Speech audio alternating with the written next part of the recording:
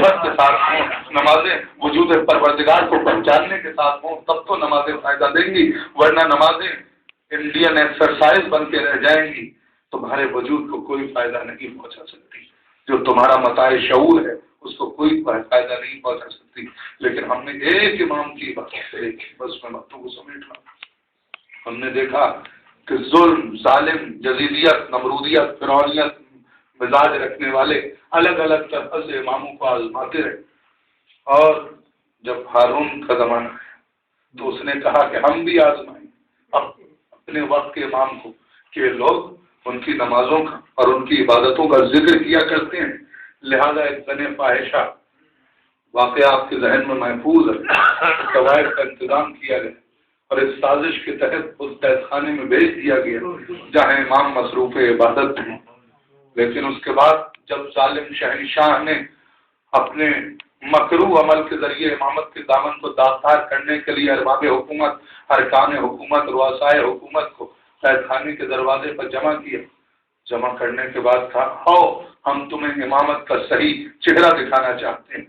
لیکن اب جو قید خانے کے دروازے کو کھولا گیا اور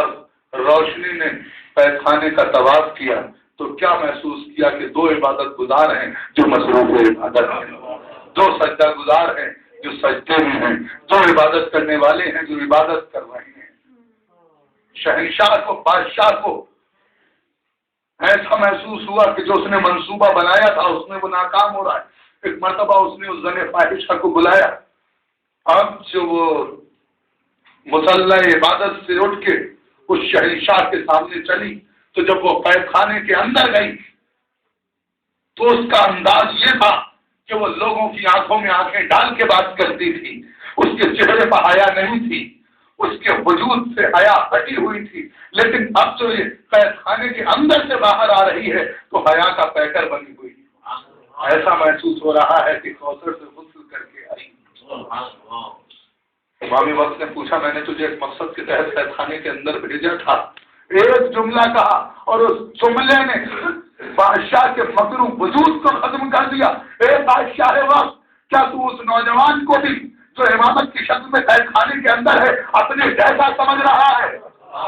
یعنی اس نے بتا دیا وہ تو ایسا نہیں ہے لیکن تو ایسا ضرور ہے۔ کہا بادشاہ وقت تجھے کیا پتا، جب میں قید خانے کے اندر گئی تو میں نے عجیب و غریب انداز دیکھا، تو نے میرے حسن کے ذریعے سے اس کو متاثر کرنے کی کوشش کی تھی، لیکن جب میں قید خانے میں داخل ہوئی تو میں نے عجیب و غریب انداز دیکھا، اب تو یہ بول رہی ہے تو ایسا محسوس ہو رہا ہے جیسے کوہ پایان سے بولنے کا سلیقہ لے کے آئی ہو۔ کہا بادشاہ وقت سن، جب میں قید خانے کے اندر گئی تو میں نے عجیب و غریب انداز دیکھا کہ صبح کا وقت ہوتا تھا، امام وقت مصروف عبادت ہو جاتے ہیں اور صبح سے ظہر کی اذان تک عبادت میں، نماز میں، تسبیح میں، تحلیل میں، سجدے میں مصروف رہتا تھا۔ ظہر کے وقت کھڑے ہو کے اذان دیتا تھا اور اس کے بعد پھر عبادتوں میں، پھر تسبیح و تحلیل میں، پھر سجدوں میں چلا جایا کرتا تھا، مصروف ہو جایا کرتا تھا۔ یہ سلسلہ مغرب تک رہتا تھا اور یہ سلسلہ شام تک رہا کرتا تھا۔ اور بادشاہ وقت سن، میں تجھے بتا رہی ہوں کہ میں نے عجیب و غریب عالم دیکھا کہ قید خانوں کے بالائی حصے سے جب میں اوپر دیکھتی تھی تو آسمانوں کے دروازے کھلتے تھے، آسمانوں کے دروازے کھلتے تھے، حوران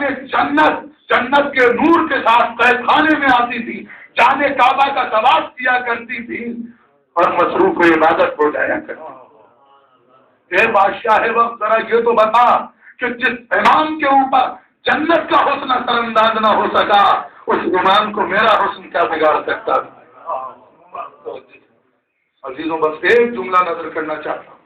مجھے یہ بتائیے، میں یہ پوچھنا چاہتا ہوں، یہ زن فاحشہ تھی، یہ طوائف تھی، یہ بدنام ترین یہودی خاتون تھی، قید خانے میں بھیجی گئی تھی سازش کے تحت، لیکن اس کے ضمیر و وجدان میں انقلاب کیوں برپا ہو گیا؟ یہ بدل کیوں گئی؟ اس کے تحت شعور میں یہ انقلاب کیوں آیا؟ یہ گئی تھی تو بدنام عورت تھی، لیکن جب واپس آ رہی ہے تو عبادت گزار بن کے واپس آ رہی ہے۔ یہ گئی تھی تو اس کے چہرے پر حیا نہیں تھی، لیکن جب واپس آ رہی ہے تو پیکر حیا بن کے آ رہی ہے۔ یہ گئی تھی، اس کا مقصد کچھ اور تھا، لیکن جب واپس آئی ہے تو ایک مبلغہ بن کے واپس آئی ہے۔ آخر ایسا کیوں ہوا؟ تو تاریخ نے ہمیں صرف اتنا بتایا کہ یہ خاتون بدنام ضرور تھی، لیکن اس کے اوپر ایک امام کی عبادتوں کا سایہ پڑا، بس جملہ نظر کرنے کو دی جا رہا ہے، اس کے اوپر ایک امام کی عبادتوں کا سایہ پڑا، کردار کا سایہ پڑا، تو اگر ایک بدنام خاتون کے اوپر ایک امام کی عبادت کا سایہ پڑ جائے تو اس کی ضمیر کو جاننے خراب کرتا ہو جایا کرتا ہے۔ اگر ایک امام کی عبادت ایک خاتون کو بدل سکتی ہے تو جس قوم کے اوپر 14 معصوموں کی عبادتوں کا سایہ ہو، وہ قوم بے عمل ہو، اس میں ان کا وہ تو کہہ رہے ہیں، یہ کہتے ہوئے نظر آ رہے ہیں، کونوا لنا زینا تکونوا لنا، تم ہمارے لیے باعث زینت بننا۔ ہمیں ہر وقت امام زمانہ کے ظہور کے لیے تیار رہنا چاہیے، ہماری آنکھیں صاف و شفاف، ہمارا دل کینے سے پاک ہو۔ مجھے یاد آ رہے ہیں رضا سبھی کے 4 مصرے جنہوں نے کہا گلے ملو سب درود پڑھ کر حسد کی دیوار توڑ ڈال، دلوں میں بغض و حسد رہا تو حسین کا غم کہاں رہے، لبوں پر غیبت دلوں میں نفرت، فریبی آنکھیں مکان غصبی، بلا رہے ہو بتاؤ جس کو وہ آ گیا تو کہاں رہے گا، تو جب بلا رہے ہو تو انتظام بھی کر۔ آج جس امام کی شہادت کا دن ہے آپ جانتے ہیں اس کا سب سے بڑا کارنامہ کیا تھا؟ 2 جملوں میں عرض کروں، جس زمانے میں ایران میں اسراف بے پناہ ہوا کرتا تھا، دیکھیے معصومین نے امام زمانہ کی تیاری کس طرح سے کروائی ہے۔ جب امام رضا ناصری شاہپور پہنچے ہیں، حق ہے تقریر کرنے کا کہ 2 جملے اس امام کی شان میں بھی کہے گئے۔ جب امام شاہپور پہنچے ہیں تو 2-3 چیزیں بہت زیادہ عام تھی۔ ایک تو زمانے میں اسراف بہت زیادہ ہوتا تھا، ایک بارات میں 10-10 ہزار شمع روشن کر دی جاتی، پورے شہر کو جگمگا دیا جاتا۔ ایک اس وقت علم تو تھا لیکن لوگ اپنی فصاحت و بلاغت پر ناز کرتے تھے، معرفت پروردگار سے کوئی لینا دینا ہی نہیں تھا۔ دوسرا، کلام کی بحثیں بہت ہوتی تھی، ایک لفظ پر کئی ہفتے بحثیں ہوا کرتی تھی، لوگ اپنا وقت اپنا قیمتی اثاثہ صرف کر دیا کرتے تھے۔ امام جب پہنچے ہیں اور اس وقت کی کیفیت کیا تھی، اس وقت عالمی پیمانے پر آپ جب نظر ڈالیں گے تو آپ کو یہ ملے گا، یورپ میں انگلیوں پر گنے چنے افراد تھے جو پڑھے لکھے تھے، لائبریریاں یورپ میں نہیں تھیں، دانشور یورپ میں نہیں تھے، اسکالر یورپ میں نہیں تھے، علماء یورپ میں نہیں تھے، وہ للچائی ہوئی حریص نگاہوں سے عالم اسلام کی طرف دیکھتے تھے کہ ہیں اس بغداد میں اتنی بڑی لائبریری کیوں ہے، یہ جنوبی عراق میں سب سے پہلے نظام کیوں قائم ہوا، یہ مصر میں اتنا بڑا کتابوں کا مرکز کیوں ہے، یہ ایران سے آگے بڑھتے ہیں اور ایران کے اندر یہ تہذیب، یہ ثقافت، یہ علم، یہ جلال، یہ جمال، یہ حسن، یہ کتابیں، یہ تمام چیزیں کیوں ہیں؟ وہ للچائی ہوئی نگاہوں سے عالم اسلام کی طرف دیکھتے ہیں۔ ان کے پاس کچھ نہیں تھا لیکن آج ان کے پاس سب کچھ ہے، ہمارے پاس کچھ نہیں۔ ہمیں ان وجوہات پر غور کرنا چاہیے، وہ اتنے آگے کیوں بڑھ، کیونکہ تمام کتابیں ان کے یہاں منتقل ہو گئی۔ جب یورپ نے حکومت کی، یہ موضوع نہیں تھا، صرف 2-3 جملوں میں اس کو ختم کر دینا چاہتا ہوں۔ یورپ میں اس وقت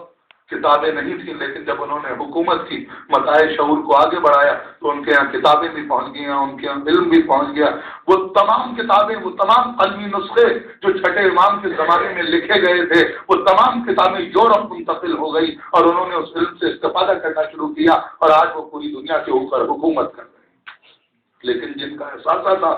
وہ قوم نہ تھا۔ اور جانتے ہیں اس وقت کیا کیفیت تھی؟ جس وقت یورپ میں 2-4 لوگ پڑھے لکھے ہوتے تھے، اس وقت جب امام نیشاپور پہنچے ہیں تو 10,000 لوگ وہ تھے جو کاغذ اور قلم لیے ہوئے تیار تھے کہ امام کے لبوں سے کچھ نکلے اور ہم اس کو محفوظ کریں۔ ان کے ہاتھوں میں کتنے زیادہ لوگ پڑھے لکھے تھے۔